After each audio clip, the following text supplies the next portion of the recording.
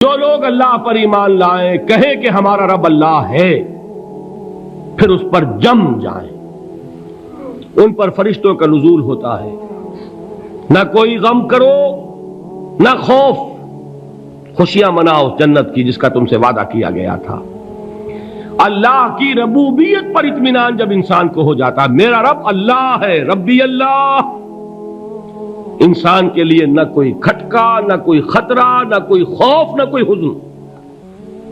جو کچھ ہو رہا ہے کس کے اذن سے ہو رہا ہے؟ اللہ کے اذن سے۔ اللہ کے اذن کے بغیر پتہ تک نہیں ہلتا۔ یہ کوئی اندھا بہرا مادہ نہیں ہے جس سے مجھے کوئی خوف ہو۔ اندھا بھینسا چلا آ رہا ہو اس سے تو ڈرنے کا ہر انسان کو ڈرنا چاہیے، نہ معلوم کس کو ٹکر مار دے، لیکن نہیں، اس کائنات کو چلانے والا ایک سمیع و بصیر خدا ہے، وہ جو میرا دوست ہے، میرا ولی ہے۔ اللہ ولی الذین آمنوا یخرجہم من الظلمات الی النور۔ اللہ اہل ایمان کا ولی ہے، ساتھی ہے، پشت پناہ ہے، مددگار ہے، حمایتی ہے۔ بتائیے جسے یقین ہو جائے کہ اللہ میرا مددگار، اللہ میرا محافظ، اللہ میرا پشت پناہ، اللہ میرا حمایتی، اس کے لیے کوئی خوف ہوگا؟ اس سے کوئی ڈر ہوگا؟ میں مثال دیا کرتا ہوں ایک بہت سادہ، پنجاب کے دیہات کی۔ تو بڑا چودھری ہے اور کوئی غریب کسان ہے، اس غریب کسان کے جانوروں کو ہر وقت اندیشہ ہوگا چوری کا، کوئی میری بھینس کھول کر نہ لے جائے، کوئی میرا بیل کھول کر نہ لے جائے۔ لیکن جس کے بارے میں یہ سب کو معلوم ہو کہ وہ جو بڑا چودھری ہے وہ اس کا دوست ہے، اس کی بچیا کو کوئی خوف ہوگا؟ اس کی بھینس پر کوئی ہاتھ ڈالے گا؟ اسے کوئی اندیشہ ہوگا؟ نہیں۔ کیوں؟ کہ وہ بڑا چودھری، بڑا اس کا یہاں کا سردار، جاگیردار، سب کو معلوم ہے وہ میرا دوست ہے، کوئی میرے خلاف اقدام نہیں کر سکتا۔ اس دنیا میں یہ چھوٹی سی بات اگر آپ کے دلی اطمینان اور سکون کا باعث بن سکتی ہے تو ذرا تصور کیجئے۔ میں لفظ تصور استعمال کروں گا صرف اس لیے کہ اس کا ہم جس کو کہتے ہیں ادراک اور شعور کر نہیں سکتے، اگر کے ساتھ کر سکتے۔ اگر یقین ہو کہ اللہ میرا مددگار اور یقین ہو کہ اللہ ہر آن میرے ساتھ ہے، پھر کوئی خوف؟ کس کا خوف؟ کوئی شے اللہ سے بالا تر ہے؟ کوئی قوت اس سے زیادہ طاقتور ہے؟ کوئی اس کے ارادے کو بدلنے والا ہے؟ کوئی اس کی مشیت کے آڑے آنے والا ہے؟ یہی بات ہے جو حضور نے فرمائی، یہ ایمان کا حاصل ہے لب لباب،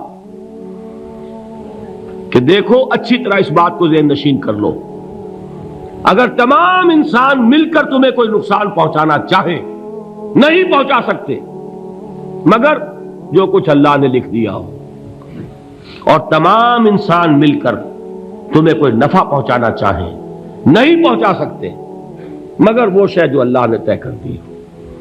آپ پھر میں کہوں گا ذرا طاری کیجئے، اسے فرض کیجئے، اسے سوچئے، اگر اس حدیث پر ہمارا دل ٹھکا ہوا ہو تو کسی سے ڈر ہوگا؟ یہ مجھے نقصان نہ پہنچا دے، یہ میری رپورٹ خراب نہ کر دے، یہ میری انکریمنٹ نہ رکوا دے، یہ میرا یہ نہ بگاڑ دے، یہ میرا یہ نقصان نہ پہنچا دے۔ اس کا ڈر، اس کا ڈر، اس کا خوف، اس کی خوشامد، اس کے لیے جا کر طرح طرح سے اپنی عزت نفس کو ذلیل کروانا اس کے سامنے، یہ سب کچھ کیوں کرتا ہے انسان؟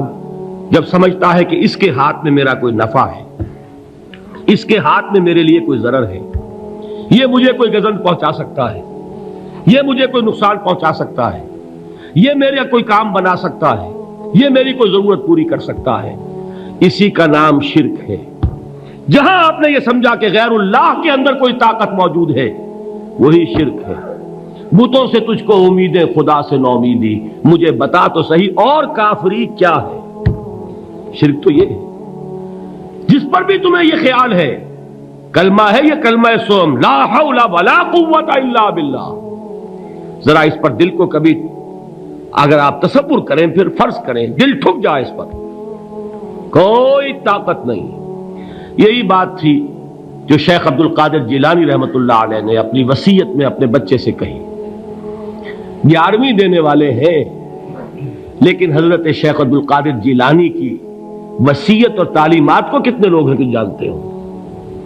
یہ جن مقامات تک پہنچے ہیں وہ کس چیز کی بدولت پہنچے؟ انہوں نے جو پیغام دیا وہ کیا تھا؟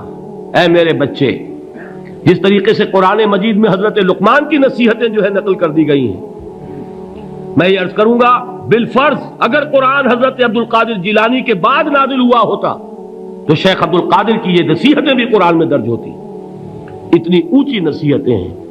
اے میرے بچے، اس حقیقت کو ذہن نشین کر لے، لا فاعل فی الحقیقت ولا مؤثر الا اللہ. اس کائنات میں نہ کوئی فاعل حقیقی ہے نہ مؤثر حقیقی ہے سوائے اللہ کے. کسی شے میں کوئی تاثیر نہیں اگر اللہ نہ چاہے. آگ جلا نہیں سکتی اگر اللہ نہ چاہے. پانی ڈبو نہیں سکتا اگر اللہ نہ چاہے. زہر ہلاک نہیں کر سکتا اگر اللہ نہ چاہے. کوئی چیز فائدہ نہیں پہنچا سکتی اگر اللہ نہ چاہے. تو در در پہ کیوں سر جھکاتے ہو؟ در در پر کیوں جبیں سائی کرتے ہو؟ سب کے سامنے کیوں ہاتھ پھیلاتے ہو؟ ایک اللہ سے مانگو، ایک اللہ کے سامنے زبین پر اپنی جبین رکھو. لا فاعل فی الحقیقت ولا مؤثر الا اللہ. نظر آتا ہے ہمیں کہ پانی پیاس بجھا دیتا ہے. پیاس بجھانے کی صلاحیت پانی میں نہیں ہے، اللہ کے اذن سے. کھانا بھوک مٹا دیتا ہے، بھوک مٹانے کی صلاحیت کھانے میں نہیں ہے، اذن رب میں ہے. دیکھیے یہی یقین تھا. حضرت موسیٰ علیہ السلام کا واقعہ یاد کیجئے. سامنے سمندر آ گیا ہے، قوم دیکھتی ہے پیچھے کہ گرد و غبار کا طوفان ہے. معلوم ہوا کہ فرعون اپنے لشکر سمیت آ گیا ہے. لشکر جب چلتا تھا تیز رفتاری کے ساتھ تو گرد و غبار کا جو طوفان اٹھتا تھا اس کا تصور کیجیے. اور لمحہ بلمحہ وہ قریب آ رہا ہے. پوری قوم نے کیا کہا؟ اے موسیٰ انا لمدرکون، اے موسیٰ ہم کو پکڑے گئے. قرآن مجید نے تو یہاں وہ باتیں نہیں لکھی ہیں، لیکن تورات میں یہ درج ہے کہ بنی اسرائیل جھگڑنے لگے، دست و گریبان ہو گئے موسیٰ کے ساتھ. موسیٰ ہمیں یہاں مروایا لا کر، اس سے تو ہم ہی بہتر تھے. وہاں کھانے کو ملتا تھا، زندگی تو تھی، بیگار ہم کر رہے تھے، موت تو نہیں تھی. اب جو کچھ ہوگا اس کا تصور کرو، جس طریقے سے ہمارے ٹکڑے اڑائے جائیں گے. تو لڑ رہے ہیں حضرت موسیٰ علیہ السلام سے. یہ تورات کی تفصیل ہے. قرآن میں صرف اتنا آیا ہے، پریشان ہو کر انہوں نے کہا انا لمدرکون، موسیٰ ہم تو پکڑے گئے.